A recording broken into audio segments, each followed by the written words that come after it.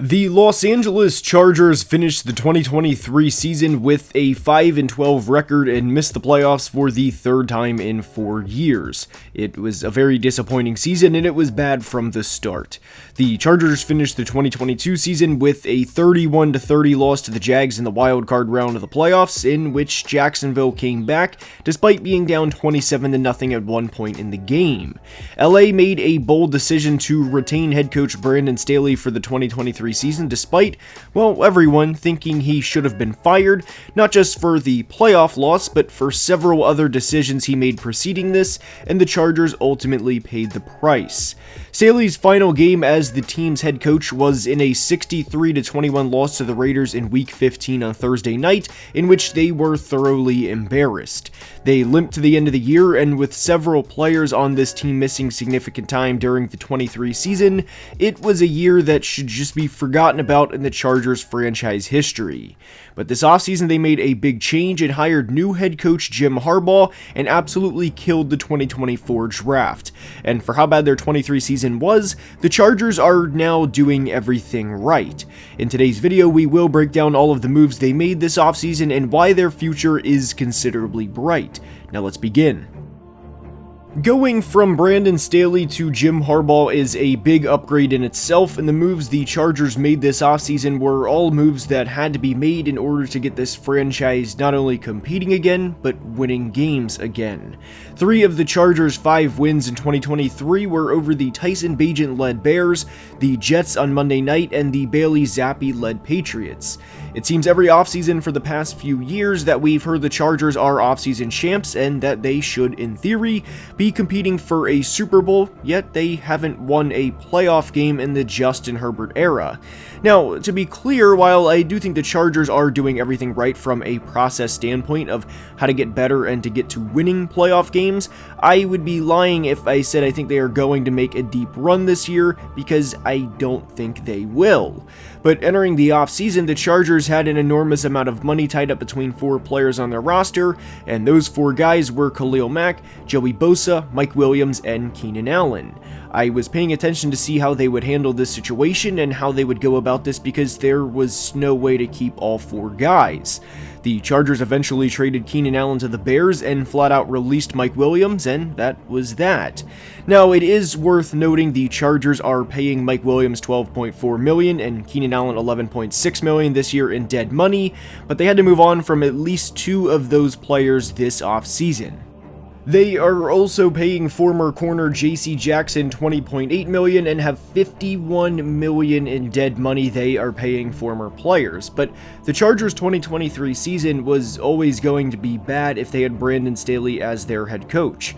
I don't see any way how the 27-point blown lead in the playoffs wasn't going to linger over into the 23 season, and it did, and they lost their home opener Miami by a score of 36-34 and proceeded to lose in Tennessee with a score of 27-24 in Week 2, in a game they lost in overtime, and that set the tone from there.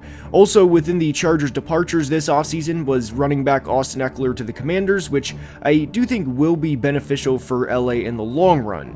To counter Eckler leaving, LA brought in former Ravens running backs J.K. Dobbins and Gus Edwards, and also added 6th-round running back Kimani Vidal from Troy. And instead of having Trey Pipkins at right tackle this year, they brought in the All-American Joe Alt from Notre Dame with the 5th overall pick.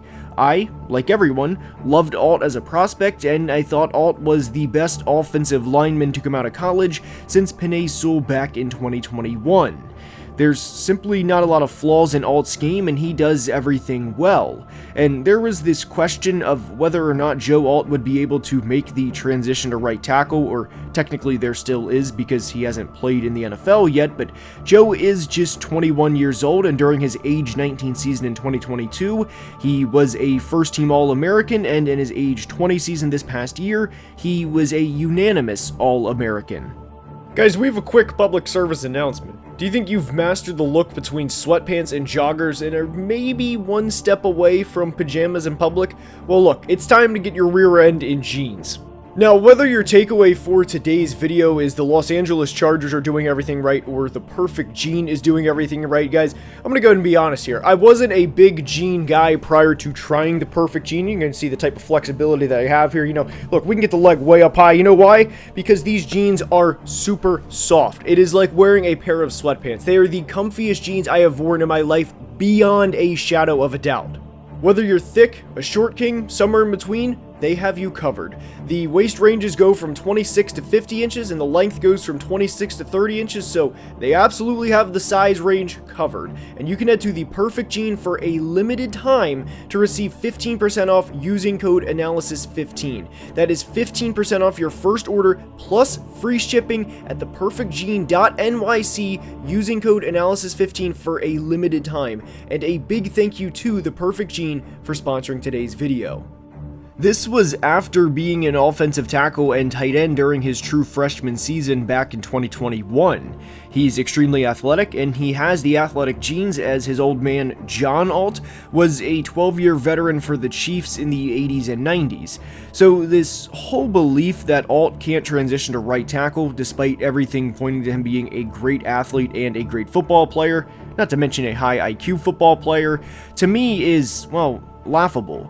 And I thought the Chargers selected the best player available with the number 5 pick rather than Malik Nabers because of how deep this receiver class is, or was.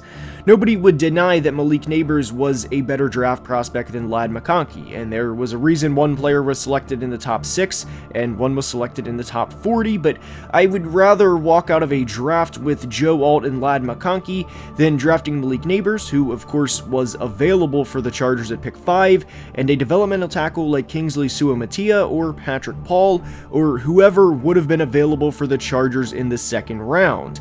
That decision alone was a huge win for the Chargers because there is a real possibility. Granted, it's small because Rashawn Slater is 25 and he probably won't play as long as Justin Herbert, who's 26, but there is a chance the Chargers have the starting tackles on the roster for the remainder of Justin Herbert's career.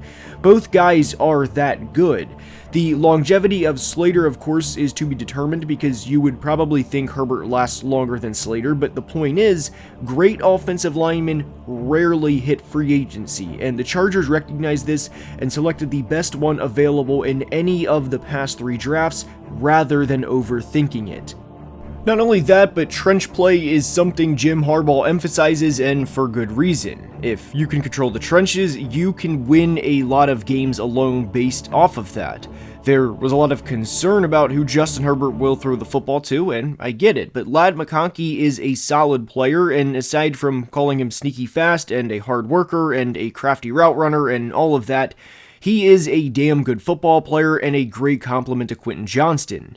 There's a lot of people that are out on Quentin Johnston, and I get it. He had just 431 receiving yards and 2 touchdowns after being a first-round pick in 2023, but I think he can be a decent player in the NFL, and he will play the season at 23 years old.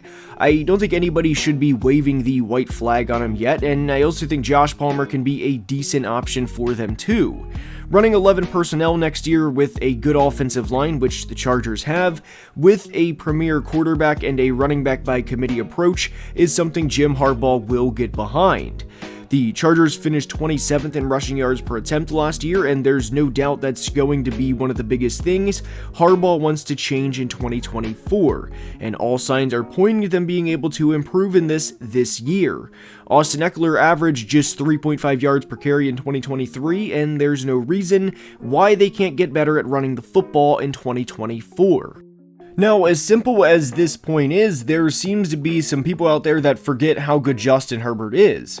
There seems to be this discredit to him because of the lack of team success in the Justin Herbert era. The commonality of thinking Herbert is a choker and that he can't win big games, and how that applies to him versus other quarterbacks is pretty comical. During Herbert's career, the best his defense has ever finished in points allowed per game is 21st. 21st. And that was with having a quote-unquote defensive guru in Brandon Staley as his head coach for 3 of his first 4 years. Could it be a long year for the Chargers in 2024 defensively with the talent they have on the roster? Yes, and I have questions in their secondary, but I think they will be fine up front, specifically in the front seven, and for as much as I loved the Alt and McConkey picks in the first 2 rounds, I also loved the Junior Colson pick in the 3rd round, and I think LA walked out of the draft with 3 starters for a long time. Colson is a very good linebacker, and he's a guy who can play all 3 downs, and a guy made for the modern NFL. But one big reason, well, 2 big reasons why I really like Junior Colson is he's built for today's game, but he's not a 225 or 228 pound linebacker. He's 6'3", 247, and can legitimately run sideline to sideline.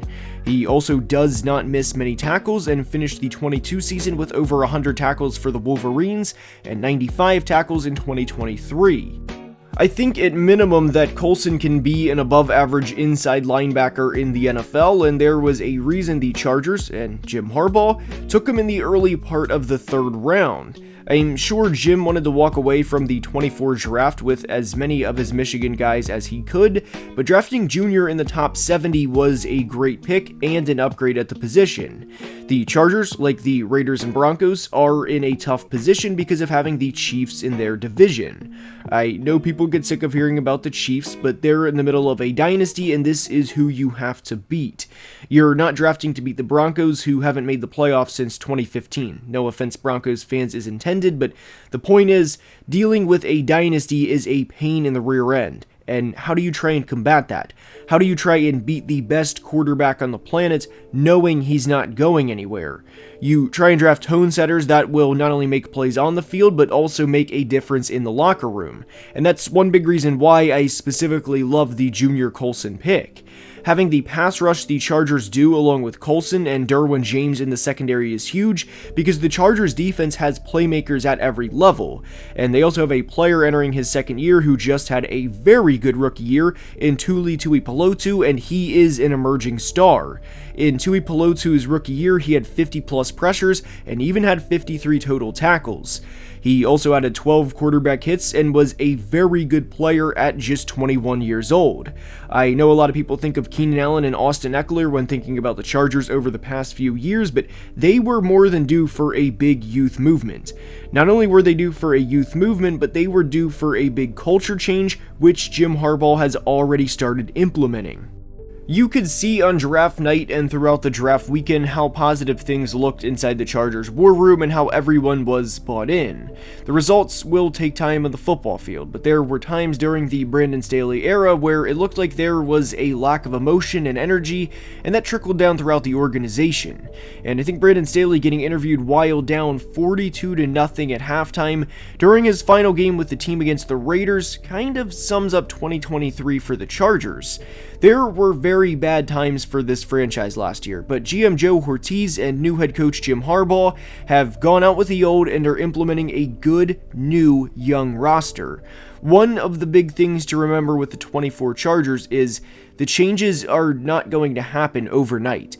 They're probably not going to go from 5-12 to 15-2 in 1 year under Jim Harbaugh, but they are doing everything the right way for the first time in a long time.